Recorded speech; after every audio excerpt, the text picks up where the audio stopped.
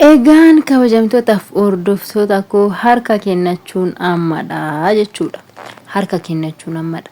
Biyyaa biyyarratti bakka irratti asiif achi fiiganii dadhabanii yommuu itti harka kennatan ammadha jechuudha.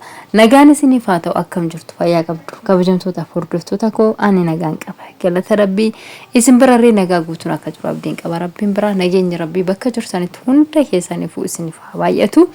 Egaan kabajamtoota hordoftoota koo Saidoon viidiyoo guyyaa ayyaanaa guyyaa Arafaa waraabee gellakkise jechuudha. Har'a edaa akkaataan inni immoo viidiyoo kana itti waraabee baay'ee tokko nama gaddisiisa. Haa ta'u malee jechuudha.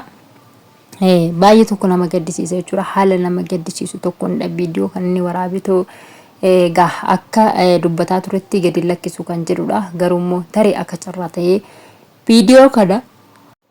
viidiyoo kana akka carraa ta'ee argitee Sumayyaan tarii garaanaa laaftii laata kan jedhu egaa gellakkise malee akka jedhetti viidiyoo kana hin gellakkisu hangan gaafa Sumayyaa argadhuutitti yaadannoodhaaf hin kaawwadha malee jedheeti jechuudha kan inni dubbataatii ture. Haa ta'u malee harma immoo tarii akkaataan alammaa guyyaa ayyaana kana itti dabarsaatii jiru yoo na argite Sumayyaan tarii garaanaa laafuu dandeessi. Tarii kottuu ijoollee kee ijaan argee bakka ani waa hundumaa dhiisee naan jechuu dandeessi kan jedhuun viidiyoo kana gadi lakkisaa yookiin immoo nan gellakkisaa yookiin hin gellakkisu hangan gaafa isaan argadhuutitti kan jedhu jechuudha kan inni dubbataatii ture. Maarree garuu haalli inni itti guyyaa sana ayyaana itti dabarsee baay'ee tokko nama gaddisiisa jechuudha. Isuma dhugaa Rabbii dubbachuu fi baay'ee tokko nama gaddisiisa agana kan hin jedhamne nama gaddisiisa jechuudha akkaataa inni itti dabarsaatii ture. Gah ayyaana isa darbellee innaa ramadaana darbirratti as ture jechuudha. Hayyuu bira ture akkasuma as yaasuufaan illee jiranii akkasuma ijoollee hiriyoota isaa waliin asitti dabarsaatii ture jechuudha ramadaana darbirratti. Sammaa kana immoo akkuma inni iyyuu jedhee tokkoffaa iddoo itti ijoolleen isaa dhalatan achi deemee raawwate naannoo sana mana sana keessadha kan inni jiru. Lammaffaa immoo deebisee suurota mucaa isaa fi kan Sumayyaa jechuudha. Achitti walitti qabamee achi kan jiru innis yaadannoodhaaf kan kaawwame argee gaafa isaa argus bakka miirri isaa baay'ee tuqamee raawwatee akka guyyaan ayyaanichaa haala guyyaa gaddisiisadhaan dabarseedha jechuudha kan inni dubbataatii jiru. Waan baay'ee tokko nama gaddisiisudha isa dhugaa Rabbii dubbachuudhaaf yoo ta'e. yaa ta'u malee ka dura Saidoon humnaan deemaa ture.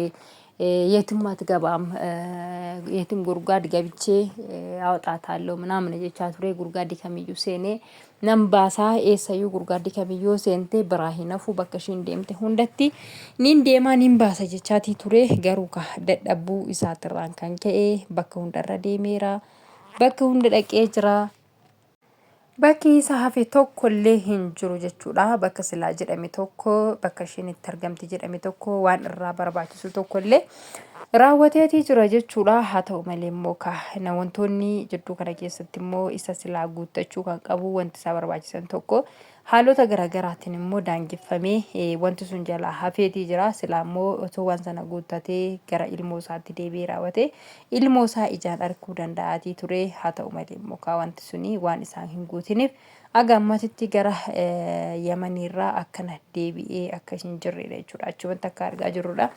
Ammallee haa ta'u malee immoo yoo Sumayyaan furmaata tokko naaf hin kennine ta'e odoon achi jiru gaasila isa deemeef milkaa'uu fi dadhabeetiin hin jira.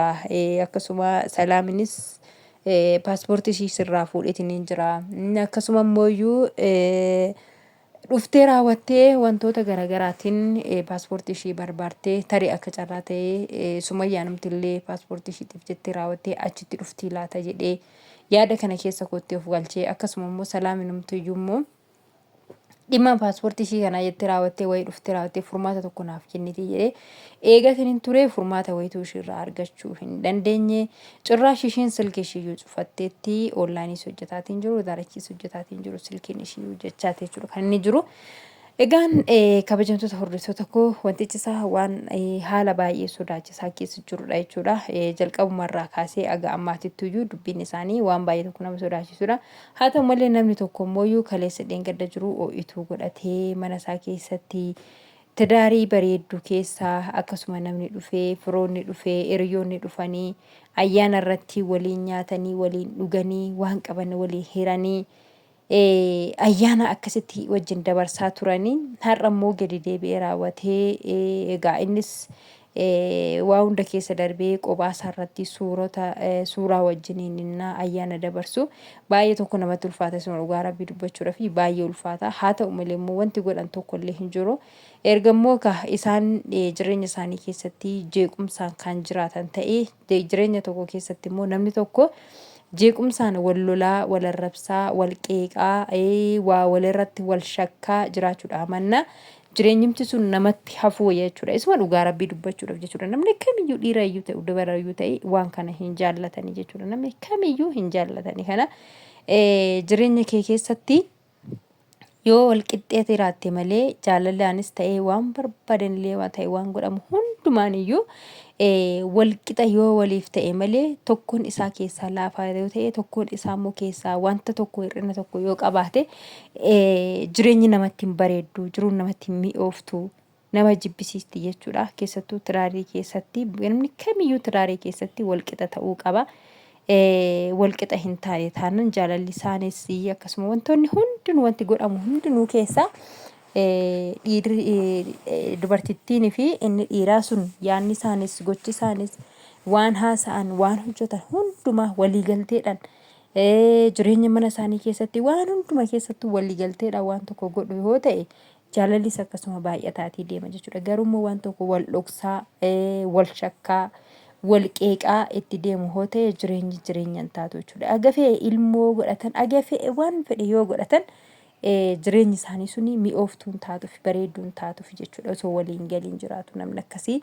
Kanaafiyyuu jireenya isaanii keessatti immoo wanni isaan walii hin galchine tokko wanni isaan akka isaan jaalala isaaniitiin jaalala kaleessa dheengaddaa sanaa waliin jiraatan isaan daangisu tokko yoo jiraate minum xiqimii qabu jechuudha. Jara kana walitti dirqamaa walitti oofuun dirqamaan jarri kun walitti haa galan walitti haa araaraman maal jedhuun dirqama omaan godhuuf jechuudha. Jarri kun walitti dhufanii boodas jireenya isaanii keessatti walii galtee hin godhatan waan ta'eef wanti jiru tokko immoo ifa bahee raawwatee silaa waan gaafatame tokko innis waan sana mirkaneeffatee ifa baafatee kunoo rakkinni tokko anarra hin jiru rakkoon anarra jiru tokko illee hin jiru kunis kan gara biraati. Ana maqaan kan koo kan na badee akkasumaan jedhee raawwatee dhiiga sana laalchisee too mucachaa argatee dhiiga si laalchisee wixxeetii isaa Sumayyaadhaa kennee fi Sumayyaanis immoo haala sanaan amantee ilmoo isaatis isatti argisiistee ishiinis immoo silaa ishii wajjin hin jiraatu yoo ta'e gara jireenya isaaniitti jaalala isaanii kaleessatitti walitti deebi'u turani. Garuu immoo waan wanni kun jidduu kana keessa jiruufuyyuu homaa jaalalli mi'ooftuu jaalala bareedduu walirraa deebi'anii hin argatu jedhee wanti nani yaadu tokkollee hin jiru. Egaa immoo rabbitu beeka akka nuti jenne rabbi hin jedhu akka nuti yaadne rabbi hin yaadu waan ta'eef rabbi yaada isaa fi muraada isaatiin jara kana walitti isaan haa fidu. Isiniin jedha kabajamtoota hordoftoota koo naadaa namoonni haaraan akka carraa ta'e gara chaanaala kanaa dhuftan subscribe gochuudhaan maatii keenya ta'a. Warri maatii kiyya taatanii jirtan immoo like share gochuudhaan na jajjabeessaa. Hundi keessan iyyuu like share naaf godhaan isiniin jedha kan hunda waan gootaniif galatooma.